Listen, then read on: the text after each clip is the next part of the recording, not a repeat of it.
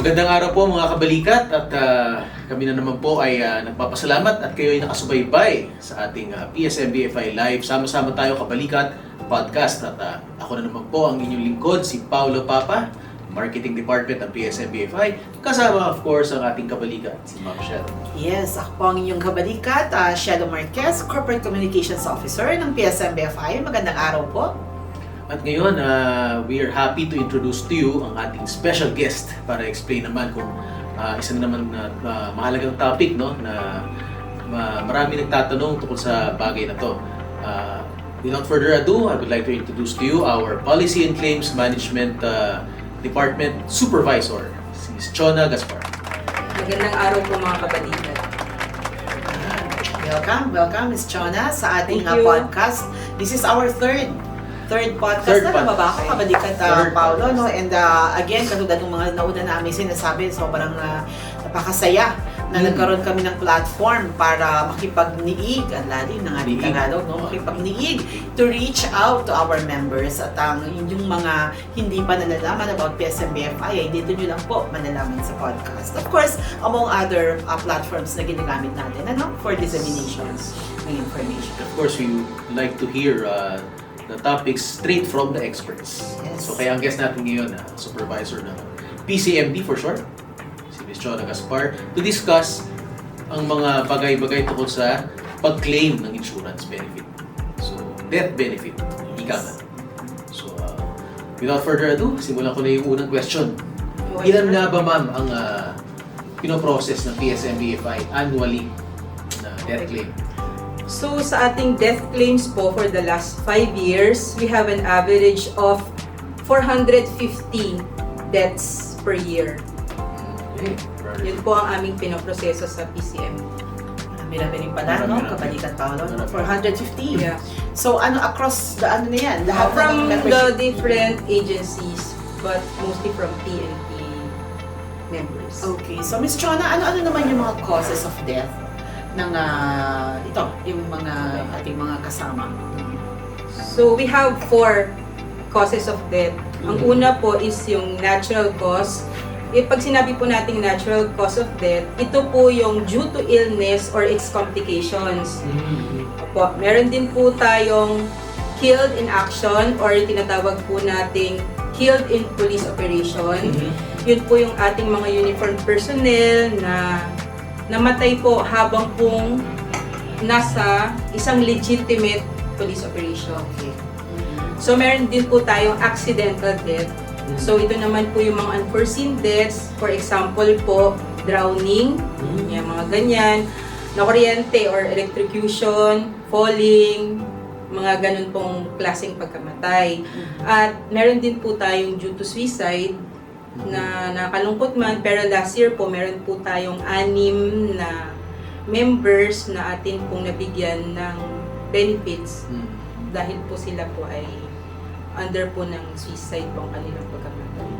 That's interesting, kabalikat Paolo, no? Because sa pagkakaalam ko, kung di ako nagkakamali, generally, ang insurance, kapag ikaw ay nag-suicide, hindi ibinibigay sa'yo, hindi covered yon. Pero, sa PSMBFI, pwede pa na yun, ano? Pero of course, we're not encouraging them, diba? Wala namang ganun. Yes. Pero, dito nyo makikita kung gaano kakaiba ang PSMBFI.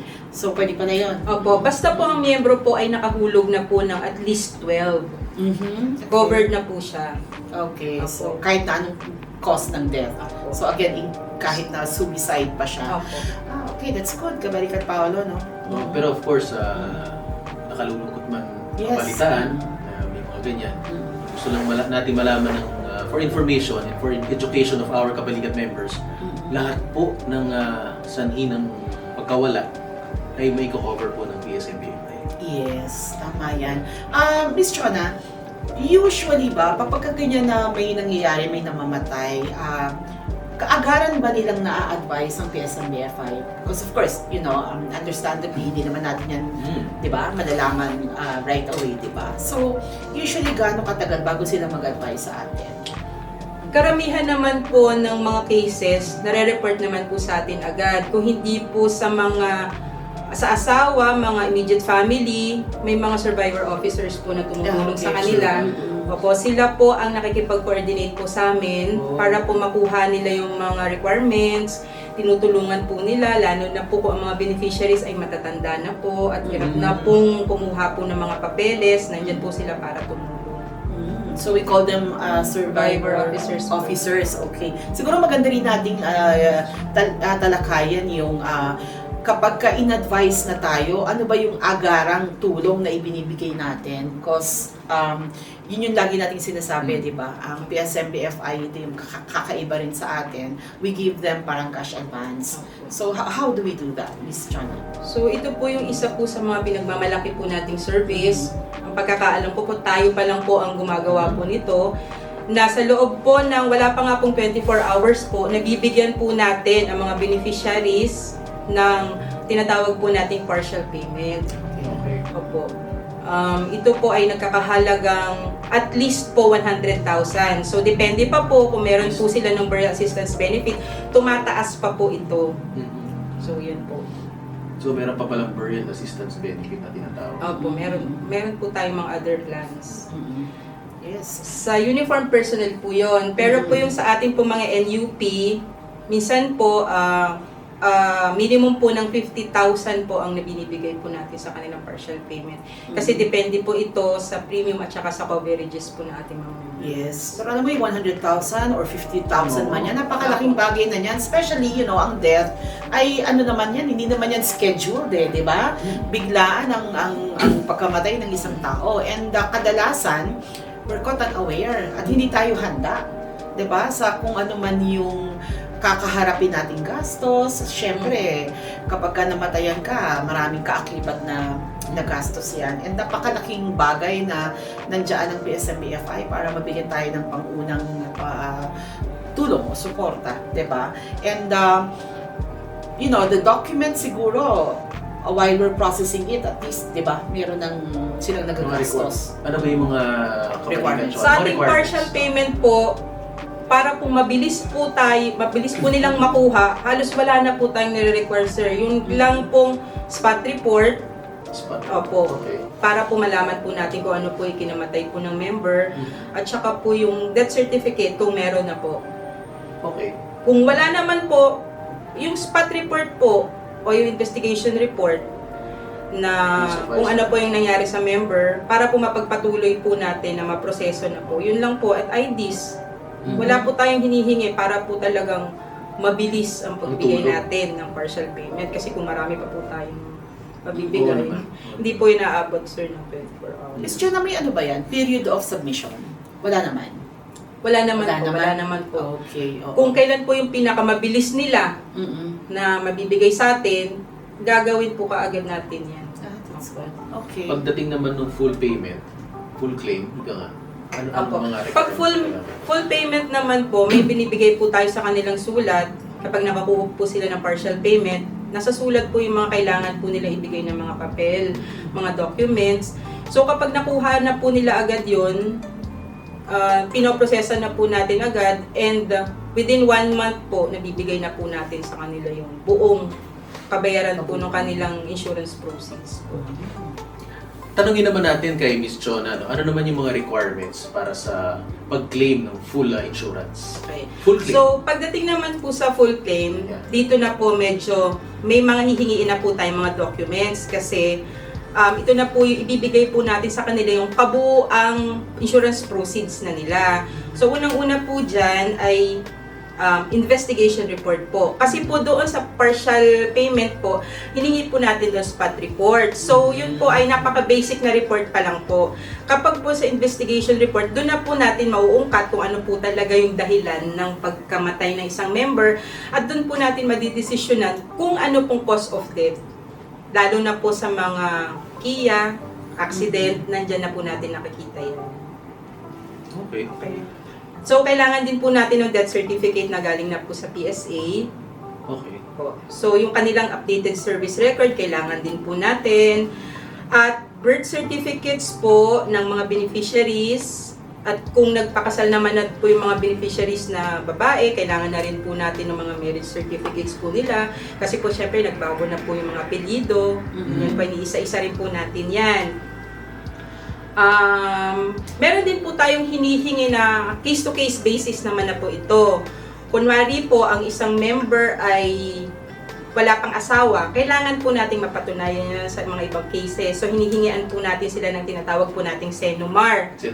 Certificate of No Marriage. Minsan po, nalilito po yung mga beneficiaries natin sa tinatawag nating SENOMAR at saka po doon sa Advisory on Marriage. Akala po nilang iba, parehas po ito. So, yung Advisory on Marriage po, binibigay po ito sa both spouses. So, yung lalaki at babae, nandun po sa kanilang advisory kung sino po yung kanilang pinakasalan at kung kailan po yung date. So, dyan po natin makikita na may mga nakikita po tayo dyan na hindi lang po isang beses na kinasal. So, yan. Tinitake into consideration po natin lahat yan kasi dapat po talaga sure po tayo na tama po yung pagbibigyan natin ng pera. Pagka gano'n na hindi lang isang beses ikinasal, kanino yung ating in-honor? So, yun nga po, case-to-case basis po yan. Kunwari po, ang nilagay po niyang beneficiary ay yung pangalawa niya pong pinakasalan. Pero po yung una niya pong kasal ay hindi naman po annulled. Madi-disqualify po yun. Yung pangalawa, kahit na nasa listahan siya ng Opo, beneficiary. yun po. So, kahit siya nakasulat. Opo. Yun po ang, kaya po kailangan po natin yung advice. Nangyari na ba yan? Maraming beses na po. Maraming beses po yan. Paka-importante niyan, Opo. mga kabalikat, no? Kailangan niyo pong tignan yung bagay na yan. Oo, ganun pala, no? Yes. Meron pa po ba ibang Yun lang naman po ang mahalaga. So, yun po, yung mga po ang beneficiaries po ng insured member ay mga wala pa po sa legal age. Kailangan po natin ng affidavit of guardianship po kung sino po yung mag-aalaga na po doon sa mga naiwang mga bata. Do kailangan po natin ang affidavit nila kasi sila po yung mag-aalalay po doon sa mga bata na makuha po yung mga ng cheque. Kasi hindi naman po yung mga bata makakapag-encash po ng cheque or makapag-deposit. So, kailangan po talaga ng gabay ng isang guardian. So, kailangan po natin yung information po nila. So, speaking of yung pag-grant natin ng cheque na yun, ano ba yung mga mode of release? Okay. Insurance claim. Mode of release po, para po yung sa sinabi ko po kaninang partial payment, para nga po maibigay po natin na wala pa pong 24 hours, through InstaCredit po ito. So yung mga InstaCredit po natin, makukuha po ng mga beneficiaries ito sa mga partner agencies po natin. Like, unang-una po RCBC. Okay. Opo. So, second po is M. Luwilier, Cebuana, Bayad Centers, RCBC, and RD Pawn Shop. So, yan po ang ating mga remittance agencies. Pupunta lang po kayo dyan pagkatapos po ng mga beneficiaries makatanggap po ng text. Ayan po ang mahalaga. Nakatanggap po kayo ng text. Yung iba po kasi, dinidisregard po nila yung text. Akala po kasi natin, marami pong nag-i-scam sa atin ngayon. So, binubura po nila yan. Okay. So, dapat po, basahin nyo po, makikita nyo naman po na from PSMBFI po yun. Bibigyan po kayo doon ng referral number and then pupunta na po kayo sa kahit saan pong ating partner agencies at makukuha nyo na po doon yung inyong partial payment. Ms. Chona, yung from PSMBFI, hindi yan number ha, PSMBFI mismo Hindi na. po, number nga, hindi po siya from PSMBFI, from RCBC po siya na text. RCBC na. So, it's a number. Opo, it's a number po. So, hindi siya para Kaya, RCBC. opo, kaya po yung iba po ay dinidisregard or hindi po nila pinapansin. Tapos magtatanong po sa amin na nasan po ba yung ganitong So, paano yan, Ms. Chona? Kasi nga, sa dami ng scammer ngayon, di ba? Paano nila ma-verify? Kasi, if it's just a number, saan ba sila pwedeng tumawag to verify the authenticity of the message? Pwede po silang tumawag sa ating mga numbers po ng PSMBFI. Okay. Isa na nga po dito is 0917-866-5872 or pumunta po tayo sa website or Facebook page ng PSMBFI. Nandun naman po yung mga numbers natin. Doon po, pwede po sila mag-verify kung totoo po talaga yung natanggap po nila ng Kung text. kunyari, nakatanggap sila ng text tapos minention si RCBC, kung tatawag sila sa RCBC, mabe-verify din ba nila yan? Hindi. PSMFI lang. Hindi na po siguro kailangan tumawag pa sa bangko kasi mas mapapatagal pa po. Basta po, ang tatandaan po nila, wag po kayo makikipag-usap sa kaninong hindi po taga PSMBFI. Okay. Pag may natanggap po kayong text, dumiretso na po kaagad kayo sa partner agency or bangko. Wag na po kayo makikipag-usap sa kahit sinong tao para po maging sure tayo na wala na pong mangyayaring masama sa Yes. ating matatanggap. And itong mga mode of release natin, lahat ng all branches ba yan? Kunyari, if it's RCBC, kahit Oo. sa branch ng Opo, RCBC. nationwide po. Nationwide. Opo, nationwide po yan. Okay. Galing, ano? But, and interested ako dun sa mga kanina nabanggit mong beneficiaries, no? Okay.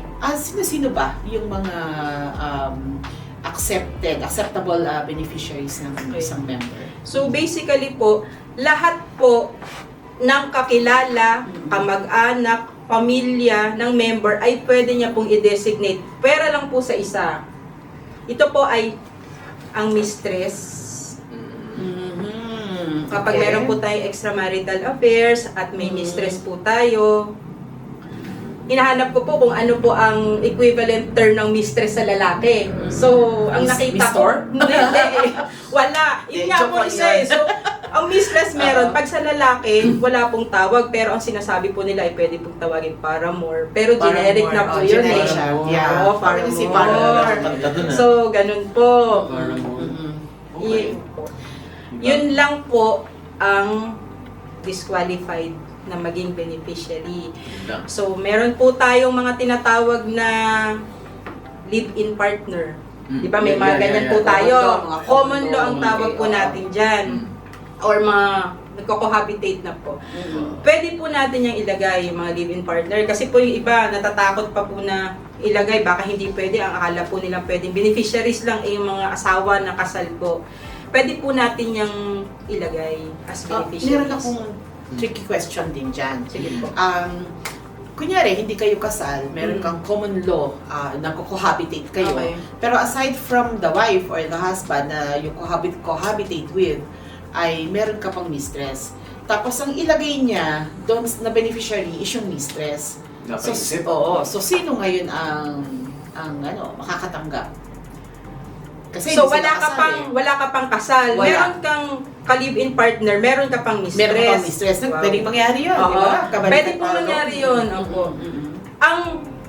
Ang tatanggapin po nating qualified beneficiary ay kung sino po yung nilagay po ng Yun. member. Kasi Oo. hindi naman po siya legally nakinasal pa. Yes. So kumbaga, kung ako ay member na lalaki at yung dalawa ko pong lovers, parang equal footing lang po yan as beneficiary. Ito naman napakahalagang katanungan. No? Parati natin kasing sinasabi sa Facebook at sa ating Viber community na please mga kabalikat mag-update tayo ng ating mga beneficiaries. Pero bakit nga ba? Bakit nga ba kailangan mag-update ng mga beneficiaries? Ms. Chona? Ito pong updating ng beneficiaries, napakahalaga po talaga na gawin po ito ng lahat po ng mga members po ng PSMBFI. Lalong-lalo na po sir, kung ang isang membro ay nag-asawa. Okay. So, kapag po tayo po ay nag-asawa, ang recommend po namin ay syempre ilagay po natin ay yung ating spouse and yung children. Kasi meron po tayong mga kaso dati na ang nakalagay pa po ay yung mga ex-girlfriend po ng member. Nangyayari pa So, na yan. kung nangyayari po yun, ay yun po ang qualified beneficiary pa rin po ng member. So, sa atin pong mga misis dyan, atin pong encourage ang ating mga asawa na i-update na po kaagad nila ang kanilang mga beneficiaries para po sa pamilya po talaga mapunta yung insurance proceeds. Sa tamang ng tao, member. no? Kung sakali namang nangyari yung gano'n, naka-experience na siguro tayo Opo. ng gano'n. Ano ang magiging kasunduan? Meron bang naibibigay doon sa girlfriend pa pero yung asawa dapat tumanggap? Sila na mag-uusap. Opo, internal na lang po nila yan. Pero po sa atin po, hindi po tayo nakikialam na kung kanino po yan sino-sino po ang maghahati dyan. Basta po kung sino po yung nakalagay Yan. sa official record. sa official records at qualified po siya, doon po natin yan ibibigay. So, kailangan po talagang mag-ingat dahil marami na po akong nakita sa 15 years ko po, marami na po akong nakitang nag-away, umiyak, nagsigawan. Yes. Kaya po, napakahalaga po talaga nung data update form po. Again, inuulit po namin, hindi yan automatic na kasi Apo. iniisip kasi ng Apo. iba parang meron tayong radar dito Apo. na kapag kasi sila yung nag-asawa automatic. At saka po alam po nung iba kung sino po yung declared sa PNP o sa other agencies, yun na rin po yung bibigyan natin, hindi Yeah. po malibo. May ganun. Opo. Okay. Magkaiba po tayong agency at kung sino po talaga yung nakalagay sa DOF po ng PSM-BFI, kahit magkaiba po yan sa Certificate of Legal Beneficiaries po, ang susundin po talaga natin yung sinulat po nila sa DOF ng PSM-BFI. So, napaka-importante po Update. talagang mag-update. Yes. Itong mga data, itong form na ito, data update form sa mga nakikinig po ngayon, nanonood na gusto nyong mag-update na, no? Because of in this discussion, ay makikita niyo po yung form natin sa ating website, no? That's www.psmbfi.com.ph. And of course, sa mga regional sales offices natin, and then dito po sa ating head office, meron din po tayong mga kopya niyan. So, sa ating website, downloadable form po yan, pwede niyo po yung isubmit sa amin. So again, napaka-importante po talaga na nag-update po tayo from time to time. Diba? Kung kunyari, nagkaanak ka ngayon, after 2 years, magkakaanak ka uli, mabubuntis yung asawa mo or ikaw mismo yung nabuntis, pagkalabas ng bata, update mo yung yung Tama po. form mo, dagdag mo yung bagong panganak, di ba? Na anak mo. Ayan. So, yun. Para hindi rin magka-problema no, sa panahon ng pagpoproseso na ng Yes, case. So, mahalaga. Unahan na natin kumbaga mga kabalikat no, para i-update na natin agad. Parati naman po tayo nagpapaalala sa website, sa Facebook, sa Viber. Correct. Madali lang po yan. Hindi naman po hindi naman po ito mahirap gawin. Meron tayong phone-in question. Sabi kasi dito, kung halimbawa po may asawa tumawag po sa PSM-BFI, nagtatanong kung siya ay ang beneficiary, agad-agad po natin, pwede ba natin ibigay agad yung details? Opo. Kung ang nagtatanong po ay kasama po sa listahan ng beneficiary ng member, pwede po tayo mag-disclose ng detalye. Pero pag hindi po siya kasama sa beneficiaries ng insured member, hindi po kami nagdi-disclose ng kahit ano pong information. Yeah, that's data privacy. So, pasensya na po sa iba. Marami rin po kasi May tumatawag? nagre-request. Oh. Minsan sumusulat pa po sa mga legal counsel or mga attorneys po. Talagang hindi po tayo nagbibigay ng information. Yes. Pag hindi po sila kasali sa list ng beneficiaries po. Okay. So just to wrap things up, no, unang-una kanina nakita ko mahalaga na na-discuss nga ni Ms. Chona ano nga ba yung mga causes ng death ng ating mga members at yung mga requirements. Mahalaga yun kasi nakakatuwa na gusto namin parating i-reiterate nga sa aming mga kabalikat members na kung tayo po ay nawala ng kamag-anak na nasa serbisyo, ang pagbibigay po namin ng cash advance ay talagang kumbaga, agaran. Halos walang requirements, spot report lang, kanyo, Ms. Chona. Spot report lang at after that, yung full claim na madali lang naman po i-comply ang mga requirements para maibigay na po agad ang inyong full claim, yung insurance benefit. Tapos yung mode of release, kanina nga nabanggit din sa atin, meron tayo sa M. Luwilier, Cepuana, LBC, Bayan Center, RCBC, at RD Pawn Shop. At yung mga pwedeng mag-independence maliban sa mistress. Mistress or Paramore, whatever you call it. So, maliban po doon lahat. I-add ko lang po, sir. Sige. Yung mga nasabi pong remittance agencies ni Sir Pao, para po yun sa partial payment. Sa full payment naman po, sir, nire-recommend po namin na mag-open na po ng bank accounts, lalo na po yung mga minor. Okay. So, ang ginagawa po namin doon is tina-transfer na po. Minsan po, mas preferred po ng iba na cheque, kukunin po nila kung nasa probinsya po nila sa mga regional offices po natin. Pero ang mas mabilis pong paraan ay yung online transfer po. Kung may bank account, ipapadala niyo po sa amin yung bank account nyo at itatransfer na po doon ang pera kagad for the full payment. So they don't have to go to our regional office, lalo na po sir, kung medyo remote po ang kanilang Oo. tahanan, minsan sila manggagaling. So, yun po ang pinakamaganda way to release the Yung full proceeds sa full Okay, payment. full claim. Kanina yung mga remittance center, yun yung sa cash advance. Sa cash advance po. At of course, ang pinakamahalaga, mag-update. Yes, oo. Update. Importante, again, paulit-ulit po namin sinasabi, mga kabalikat, no? Mag-update po kayo ng inyong listahan ng beneficiaries kasi napakahalaga yan. Kasi unang-una, bakit kayo kumuha ng insurance? Para sa inyong pamilya. Para sa inyong mga, kung sino man yung ilalagay ninyo na beneficiaryo, no?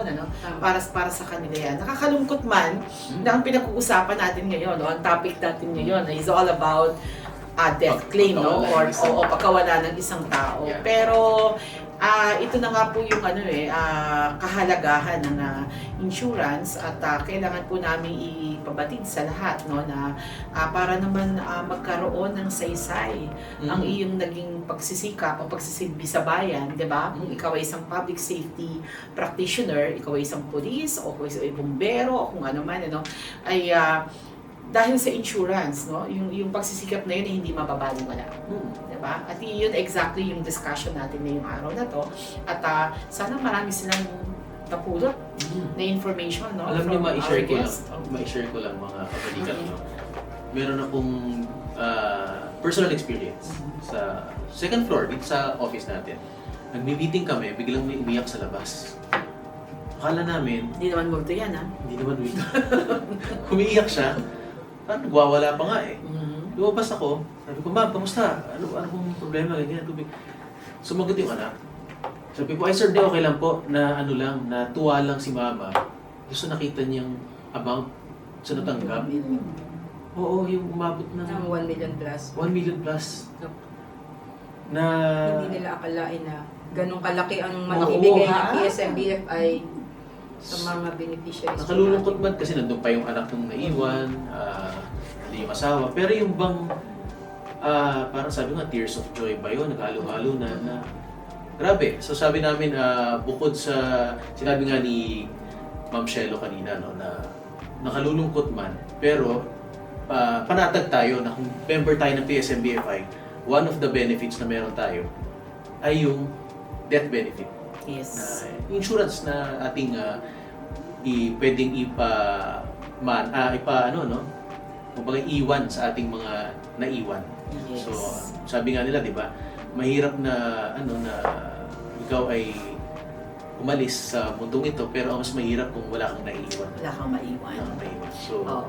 yun. Kung may maiwan ka, bittersweet yun, di ba? When you call it, it's a bittersweet situation. Siyempre, nawala yung mahal mo sa buhay, and yet, mayroon kang natanggap at na bigyan ka ng parang panibagong lakas. Siyempre, di ba? Kahit na sabihin mo nawala yung napilay ka dahil nawalan ka ng mahal sa buhay, pero may iniwan siya sa'yo. Hindi ka pa rin totally pilay, di ba? So, be wise mga kabalikat mo. Yes. As much as possible, we encourage you to be a member of PSMBFI. yes. Dahil at least kung araw-araw na nasa serbisyo tayo, ginagampanan natin yung ating mga trabaho araw-araw, minsan nasa alanganin, alam natin na kung may mangyari man sa atin, wag naman sana, ay mga mahal natin sa buhay.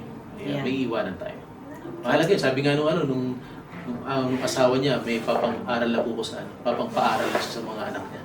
So, ang laking bagay nun. May iniwang kang legacy, kumbaga. Actually, hindi ko civilian, employee ng isang aming partner agency. So, natuwa kami doon na, yun lang. Okay. Yes, maraming salamat, Miss Chona. Thank you, sir. Thank you. Maraming salamat ulit sa mga sumubaybay. Naway, may napulot po kayo. At of course, open naman po ang ating mga linya. Na ipa-flash po natin sa ating mga screens. Yes. At kung may gusto pa kayo linawin, kami rin naman po ang inyong mga tatawagan. Kami boses rin po maririnig. At muli kami po ay nagpapasalamat mula po sa PSMBFI Head Office. Ako po ulit si Paolo Papa. At ako rin po, si Shelo Marquez. With our special guest, Miss Chona Gaspar. Okay, sama-sama tayo. Sabay-sabay. Yes. Sama-sama Sama-sama tayo. tayo, kabalikan.